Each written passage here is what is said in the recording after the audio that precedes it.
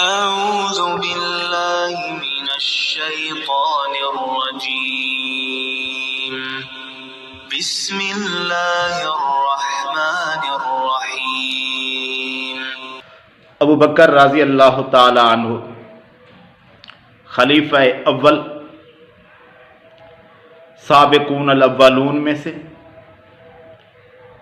گھر کے افراد کے علاوہ سب سے پہلے مسلمان، کیونکہ گھر کے افراد بھی اسی وقت مسلمان ہو گئے تھے، خدیجہ رضی اللہ تعالی عنہ، علی رضی اللہ تعالی عنہ، زید رضی اللہ تعالیٰ عنہ، اور نبی صلی اللہ علیہ وآلہ وسلم کی بیٹیاں، لازمی بات ہے وہ بھی اسی وقت ہی مسلمان ہوئی ہوں گی۔ شروع میں ذکر بے شک نہیں ہے، لیکن جب خدیجہ رضی اللہ تعالیٰ عنہ بھی مسلمان ہو گئی، نبی صلی اللہ علیہ وآلہ وسلم اسلام کے نبی ہیں، تو جب گھر کے سربراہ مسلمان ہو گئے، بیٹیاں تھیں وہ بھی مسلمان ہو گئی ہوں گی، تو بہر کے افراد میں سے، مسلمانوں میں سے، مرد حضرات میں سے پہلے مسلمان ابو بکر رضی اللہ تعالیٰ عنہ ہیں۔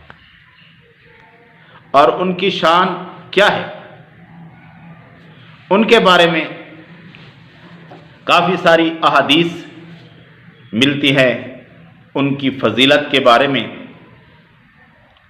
تو صحیح بخاری کے اندر 3652 سے لے کر 3678 نمبر تک ابو بکر رضی اللہ تعالیٰ عنہ کی فضیلت میں احادیث بیان کی گئی ہیں، جو کہ میں کوشش کروں گا کہ کچھ ان دنوں ابو بکر رضی اللہ تعالیٰ عنہ کی فضیلت میں بیان کی جا سکیں،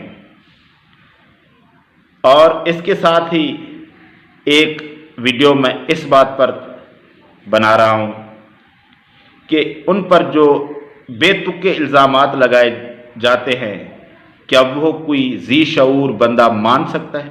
تو پہلے ان کی فضیلت اور ایک ویڈیو ان الزامات کے بارے میں بھی۔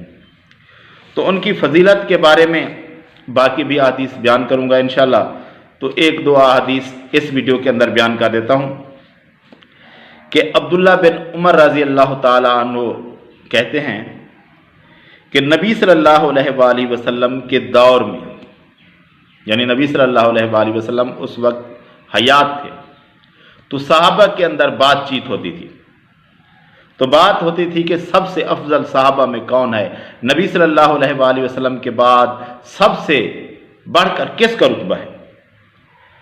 تو عبداللہ بن عمر رضی اللہ تعالیٰ عنہ کہتے ہیں تو ہم کہتے تھے نبی صلی اللہ علیہ وآلہ وسلم کے زمانہ میں ہی کہ نبی صلی اللہ علیہ وسلم کے بعد سب سے افضل ابو بکر رضی اللہ تعالیٰ عنہ ہے، پھر ان کے بعد عمر رضی اللہ تعالیٰ عنہ ہے، پھر ان کے بعد عثمان رضی اللہ تعالیٰ عنہ ہے۔ اسی طرح کی ایک حدیث یہ ہے 3655 نمبر پر، اور باقی روایات بعد میں کچھ بیان کروں گا کچھ ویڈیوز کے اندر۔ تو ایک روایت ہے 3671 نمبر پر، وہ ان لوگوں کے لیے جو ابو بکر رضی اللہ تعالیٰ عنہ کو برا سمجھتے ہیں اور علی رضی اللہ تعالیٰ عنہ کو ماننے والے ہیں، صرف ایک علی کو ماننے والے ہیں، باقی سب کو چھوڑ دیا۔ دو چار صحابہ کو اور کو بھی مان لیتے ہیں، لیکن علی رضی اللہ تعالیٰ عنہ کو امامت کا اور سب سے افضلیت کا درجہ دیتے ہیں۔ ان سے ان کے بیٹے ہیں محمد بن حنفیہ، انہوں نے پوچھا اے میرے ابا جان، نبی صلی اللہ علیہ وآلہ وسلم کے بعد سب سے افضل کون شخص ہے؟ تو علی رضی اللہ تعالیٰ عنہ نے جواب دیا۔ کس نے جواب دیا؟ علی رضی اللہ تعالیٰ عنہ نے، جس کے بارے میں کہا جاتا ہے کہ وہ ابو بکر رضی اللہ تعالیٰ عنہ سے افضل ہیں۔ انہوں نے خود جواب دیا، ان کی زبانی سنتے ہیں کہ وہ کیا کہتے ہیں۔ انہوں نے کہا کہ نبی صلی اللہ علیہ وآلہ وسلم کے بعد امت میں سب سے افضل اگر ہے کوئی تو وہ ابو بکر رضی اللہ تعالیٰ عنہ ہے۔ ان کے بیٹے نے پھر پوچھا کہ ان کے بعد کون ہے؟ تو انہوں نے کہا کہ ان کے بعد عمر رضی اللہ تعالیٰ عنہ ہے۔ پھر ان کے بیٹے نے سوچا کہ اگر میں پوچھتا ہوں کہ اس کے بعد کون ہے تو آپ کہہ دیں گے عثمان رضی اللہ تعالیٰ عنہ نے۔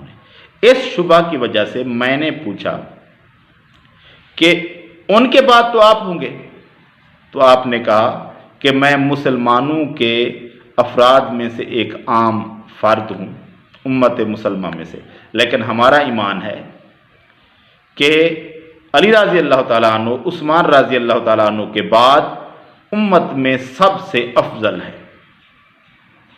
تو یہ تھی وہ بات جو علی رضی اللہ تعالیٰ عنہ نے کہی، جو علی رضی اللہ تعالیٰ عنہ سمجھتے تھے، جو علی رضی اللہ تعالیٰ عنہ کا ایمان تھا۔ یہ حدیث صحیح بخاری کے اندر 3671 نمبر پر موجود ہے۔ تو یہ صحابہ کا منہج تھا، یہ صحابہ کی سمجھ تھی، یہ صحابہ کا علم تھا، یہ علی رضی اللہ تعالیٰ عنہ کا علم تھا، یہ علی رضی اللہ تعالیٰ عنہ کی دین کے بارے میں سمجھ تھی، مسلمانوں کے بارے میں سوچ تھی۔ وہ سمجھتے تھے کہ امت کے اندر سب سے افضل ابو بکر رضی اللہ تعالیٰ عنہ ہے، ان سے بڑھ کر کوئی نہیں ہے۔ تو یہ ابو بکر رضی اللہ تعالیٰ عنہ کی فضیلت ہے کہ وہ صحابہ میں سب سے افضل ہے۔ ان کے بارے میں اور بھی باتیں کریں گے انشاءاللہ وہ اور ویڈیوز کے اندر۔